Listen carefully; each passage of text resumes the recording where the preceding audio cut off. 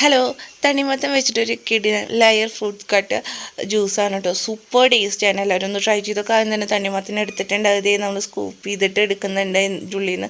അതിന് ശേഷം ബാലൻസ് വരുന്നത് നമുക്ക് ജ്യൂസ് ആക്കിയിട്ട് എടുക്കാം കേട്ടോ. കുറച്ച് പഞ്ചസാര ഇട്ടിട്ട് മിക്സിയിലൊന്ന് അടിച്ചെടുക്കുക. അതിന് ശേഷം നമ്മൾ റോബസ്റ്റ പഴം എടുത്തിട്ടുണ്ട്, അതും ചെറിയ പീസാക്കിയിട്ടുണ്ട്. പിന്നെ നല്ല പഴുത്ത മാങ്ങ എടുത്തിട്ടുണ്ട്, അതും കട്ട് ചെയ്തെടുക്കുക. അതിനുശേഷം കുരുവില്ലാത്ത മുന്തിരിയാണ് കേട്ടോ, അതും നമുക്ക് ചെറിയ പീസായിട്ട് കട്ട് ചെയ്ത് മാറ്റി വയ്ക്കാം.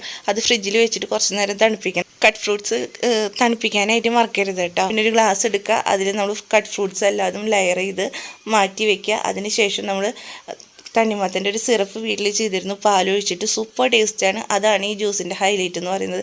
അത് ഷോർട്ട് ആയതുകൊണ്ട് ഇതിൽ ഫുൾ പറയാൻ പറ്റില്ല, അതുകൊണ്ടാണ് കേട്ടോ. അപ്പോൾ അത് ആഡ് ചെയ്തതിന് ശേഷം നമുക്ക് തണ്ണിമത്തൻ്റെ ജ്യൂസ് അടിച്ചതും അതിൻ്റെ മുകളിലേക്ക് ഒഴിച്ചു കൊടുക്കുക. നന്നായിട്ട് സ്പൂൺ കൊണ്ട് ഒന്ന് മിക്സ് ചെയ്തതിന് ശേഷം കഴിച്ച് കഴിഞ്ഞാൽ സൂപ്പർ ടേസ്റ്റാണ്. എല്ലാവരും ഒന്ന് ട്രൈ ചെയ്തൊക്കെ. വീഡിയോ ഇഷ്ടമായിരുന്നുണ്ടെങ്കിൽ സപ്പോർട്ട് ചെയ്യുക. താങ്ക്